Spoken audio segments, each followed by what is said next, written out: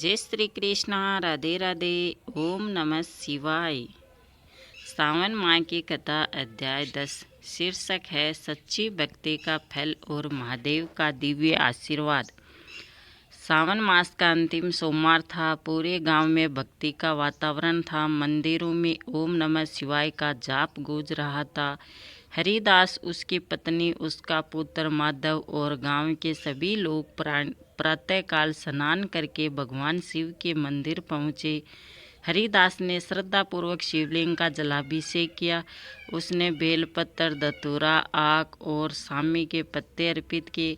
उसने हाथ जोड़कर कहा, हे भोलेनाथ, यदि मेरी भक्ति में कोई सच्चाई है तो मुझे ऐसा आशीर्वाद दीजिए कि मैं जीवन भर धर्म और सेवा के मार्ग पर चल सकूं। उसी समय मंदिर में एक तेजस्वी वृद्ध साधु आए। उन्होंने सभी भक्तों को देखा और बोले, महादेव केवल चढ़ावे से प्रसन्न नहीं होते, वे सच्चे मन, दया, सेवा और सत्य से प्रसन्न होते हैं। साधु ने हरिदास की परीक्षा लेने का निश्चय किया। उन्होंने एक भूखे यात्री का रूप धारण किया और हरिदास से भोजन मांगा। हरिदास ने बिना देर किए अपना व्रत खोलने के लिए रखा सारा भोजन उस यात्री को दिया। स्वयं और उसका परिवार भूखे रहे, लेकिन उनके चेहरे पर कोई दुख नहीं था। जैसे ही यात्री ने भोजन ग्रहण किया, वह दिव्य प्रकाश से भर उठा। सभी ने देखा कि वह स्वयं भगवान शिव का रूप धारण कर चुके हैं। माता पार्वती भी उनके साथ प्रकट हुई। भगवान शिव बोले, हरिदास, तुमने यह सिद्ध कर दिया कि सच्ची पूजा सेवा और करुणा में है। जिसने भूखे को भोजन दिया उसने मुझे भोजन दिया, जिसने दुखी की सहायता की उसने मेरी आराधना की। महादेव ने हरिदास को आशीर्वाद दिया, तुम्हारे घर में कभी अन्न और धन की कमी नहीं होगी। तुम्हारे कुल में धर्म और भक्ति का प्रकाश सदैव बना रहेगा। माधव ने भगवान शिव से पूछा, प्रभु, सावन मास का सबसे बड़ा संदेश क्या है? भगवान शिव मुस्कुराए और बोले, सावन केवल व्रत रखने या जल चढ़ाने का नाम नहीं है।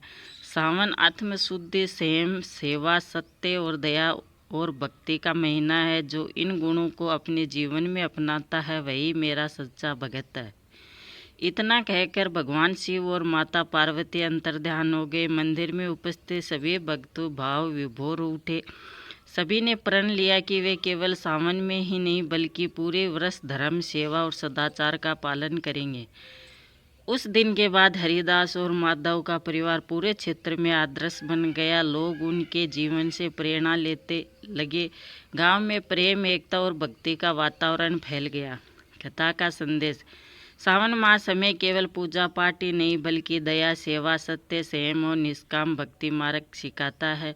जो इन गुणों को अपनाता है वह उस पर भगवान शिव की कृपा सदैव बनी रहती है। हर हर महादेव। शिव कथा, सच्ची भक्ति की परीक्षा। प्राचीन समय की बात है। हिमालय की गोद में स्थित कैलाश पर्वत पर भगवान शिव और माता पार्वती विराजमान थे। चारों ओर दिव्य प्रकाश फैला हुआ था। नंदी द्वार पर पहरा दे रहे थे और गण भगवान शिव के गुणों का कीर्तन कर रहे थे। उसी समय देव ऋषि नारद वीणा बजाते हुए कैलाश पहुँचे। नारद जी ने भगवान शिव को प्रणाम किया और बोले, हे देव के देव महादेव, पृथ्वी पर आपके असंख्य भगत है। कोई धन की कामना से आपकी पूजा करता है, कोई संतान के लिए तो कोई सुख और समृद्धि के लिए। लेकिन क्या आज अभी कोई ऐसा भगत है जो केवल प्रेम और निष्काम भावना से आपकी आराधना करता हो? भगवान शिव मुस्कुराए और बोले, हे नारद, सच्ची भक्ति आज भी जीवित है। मेरा एक भगत है जिसका नाम शिवदास है। वह अत्यंत निर्धन है लेकिन उसका विश्वास अटल है। वह कभी किसी से ईर्ष्या नहीं करता और हर प्राणी में मेरा ही स्वरूप देखता है। माता पार्वती ने कहा, प्रभु, यदि ऐसा भगत है तो उसकी भक्ति की परीक्षा अवश्य होनी चाहिए ताकि संसार भी जान सके कि सच्ची श्रद्धा कैसी होती है। भगवान शिव ने सहमति दी और बोले, समय आ गया है। धरती पर एक छोटे से गांव में शिवदास अपनी पत्नी और छोटे पुत्र के साथ रहता था। उसका घर मिट्टी का था। वह प्रतिदिन जंगल से लकड़ियां काट कर लाता, उन्हें बेचकर परिवार का पालन करता था। गरीबी बहुत थी लेकिन उसके घर में कभी भगवान शिव का नाम लेना बंद नहीं हुआ। सावन का महीना आरंभ हुआ। शिवदास ने संकल्प लिया कि वह प्रत्येक सोमवार व्रत रखेगा और प्रतिदिन प्रातः नदी से जल लाकर शिवलिंग का अभिषेक करेगा, चाहे वर्षा हो या तेज धूप। वह अपने नियम से कभी नहीं डिगा। एक दिन जंगल से लौटते समय उसे रास्ते में एक वृद्ध साधु दिखाई दिए। साधु भूख और प्यास से अत्यंत व्याकुल थे। शिवदास के पास केवल थोड़ा सा भोजन था जो उसके परिवार के लिए था, फिर भी उसने बिना सोचे अपना सारा भोजन साधु को अर्पित कर दिया। साधु ने पूछा, वत्स, अब तुम्हारा परिवार क्या खाएगा? शिवदास मुस्कुराकर बोला, जिस भगवान शिव ने आज तक हमारा पालन किया है वही आगे भी करेंगे। भूखे को भोजन कराना ही सबसे बड़ी पूजा है। साधु ने उसे आशीर्वाद दिया कि आगे बढ़ गए। शिवदास घर पहुंचा तो उसके पत्नी को सारी बात बताई। उसकी पत्नी ने भी प्रसन्न होकर कहा, आपने बहुत पुण्य का काम किया है। महादेव अपने भक्तों को कभी निराश नहीं करते। उसी रात कैलाश पर भगवान शिव मुस्कुराए और माता पार्वती से बोले, यह तो केवल पहली परीक्षा थी, अभी इसकी सबसे कठिन परीक्षा शेष है। और यहीं से शिवदास के जीवन की सबसे अद्भुत लीला आरंभ हुई। अगले भाग में भगवान शिव शिवदास की कठिन परीक्षा लेंगे और उसकी अटूट भक्ति पूरे गांव के सामने प्रकट होगी। भगवान शिव का दिव्य प्रकट होना। अगली सुबह सावन का तीसरा सोमवार था। पूरी रात वर्षा होने के कारण गांव के चारों ओर हरियाली छा गई थी। शिवदास की झोपड़ी टूट चुकी थी। घर में अन्न का एक दाना भी नहीं बचा था, फिर भी उसके मुख पर वही शांति और भक्ति थी। वह प्रातःकाल नदी पर गया, स्नान किया और कलश में जल भरकर शिव मंदिर पहुंचा।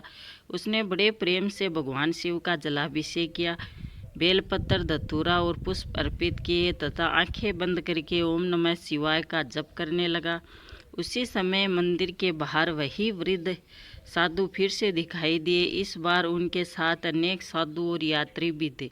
उन्होंने शिवदास से कहा, वत्स, हम सब कई दिनों से भूखे हैं, क्या हमें कुछ भोजन मिल सकता है? शिवदास एक क्षण के लिए मौन हो गया। उसके पास देने के लिए कुछ भी नहीं था। उसने हाथ जोड़कर कहा, महाराज, मेरे घर में अन्न नहीं है, लेकिन यदि आप अनुमति दे तो मैं पूरे गांव से जाकर आपके लिए भोजन मांग लाता हूँ। वह गांव-गांव घूमने लगा। जिसने कल उसका उपहास उड़ाया था, आज उसी के द्वार पर जाकर उसने साधुओं के लिए अन्न मांगा।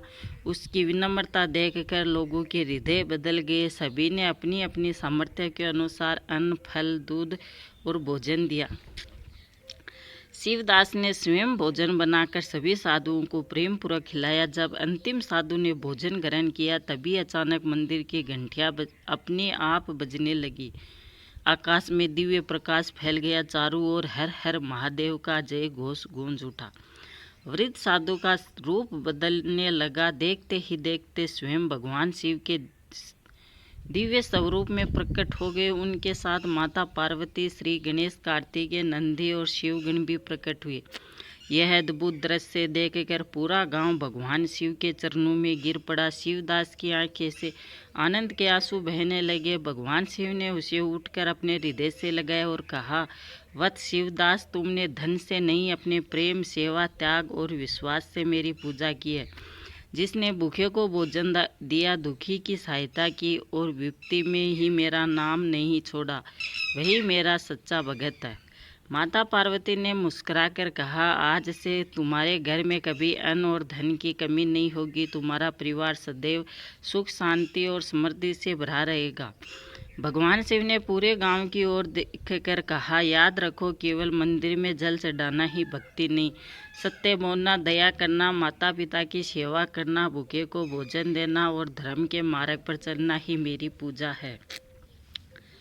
इतना कहकर भगवान शिव ने शिवदास की टूटी हुई झोंपड़ी को सुंदर घर में बदल दिया। उसके आंगन में अन्न के भंडार भर गए और पूरे गांव में सुख समृद्धि फैल गई। उस दिन से गांव के लोग केवल सावन में ही नहीं बल्कि पूरे वर्ष भगवान शिव की बताई हुई शिक्षा का पालन करने लगे। वे सेवा, करुणा, सत्य और निष्काम भक्ति को अपने जीवन का आधार मानने लगे। कथा का संदेश। भगवान शिव भारी आडंबर नहीं बल्कि सच्चे मन की भक्ति, सेवा, दया और अटूट विश्वास से प्रसन्न होते हैं। जो हर परिस्थिति में धर्म और करुणा का साथ नहीं छोड़ता, उस पर महादेव की कृपा सदैव बनी रहती है। ओम नमः शिवाय, हर हर महादेव। महादेव ने ली अपने भगत की सबसे कठिन परीक्षा। अगली सुबह सावन का दूसरा सोमवार था। शिवदास ब्रह्मा मुहूर्त से उठा, स्नान किया और ओम नमः शिवाय का जाप करते हुए नदी से जल भरकर शिव मंदिर पहुंचा। उसने श्रद्धा से शिवलिंग का जलाभिषेक किया, बेल पत्थर अर्पित किए और प्रार्थना की, हे भोलेनाथ, मुझे सदैव सत्य और धर्म के मार्ग पर चलने की शक्ति देना। उधर कैलाश पर्वत पर भगवान शिव ने माता पार्वती से कहा, अब समय आ गया है कि संसार सच्ची भक्ति का अर्थ जाने। उस दिन जब शिवदास जंगल पहुंचा तो उसे लकड़ियां बहुत कम मिली। पूरे दिन की मेहनत के बाद वह इतना ही इकट्ठा कर सका कि उससे परिवार का एक समय का भोजन भी मुश्किल से हो पाता।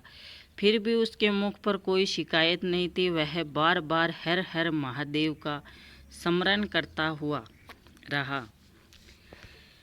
घर लौटते समय उसे वही वृद्ध साधु फिर मिले। इस बार साधु के साथ एक छोटा सा बालक भी था। दोनों कई दिनों से भूखे प्रेरित हो रहे थे।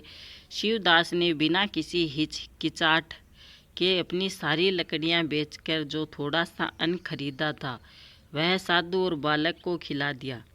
साधु ने पूछा, वत्स, तुम अपने परिवार के लिए कुछ भी नहीं ले जा रहे हो?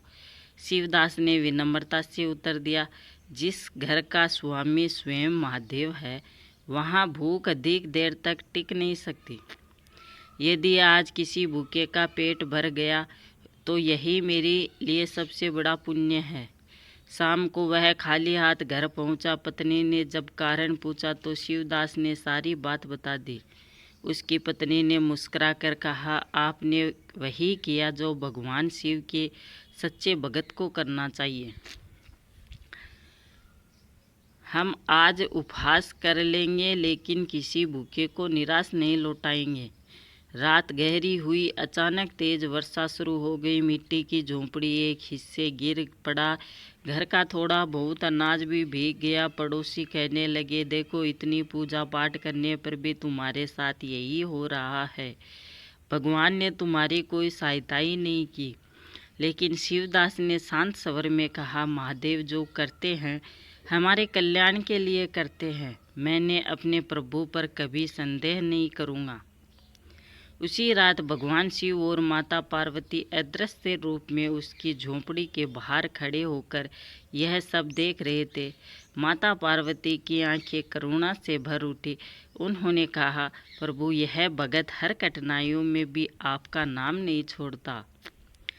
भगवान शिव मुस्कुराए और बोले, पार्वती, इसकी अंतिम परीक्षा अब पूरी होने वाली है। कल इसे ऐसा फल मिलेगा जिसे युगों तक याद किया जाएगा। सुबह होते ही पूरे गांव में एक अद्भुत घटना होने वाली थी, जिससे सभी को पता चलने वाला था कि सच्ची भक्ति कभी व्यर्थ नहीं जाती। वीडियो अच्छी लगी तो लाइक शेयर ज़रूर करना। कथा से शिक्षा लेना कि सच्चाई में ही हमेशा जीत होती है, तो झूठ के मार्ग पर नहीं चलना, सत्य के मार्ग पर चलना। हर हर महादेव।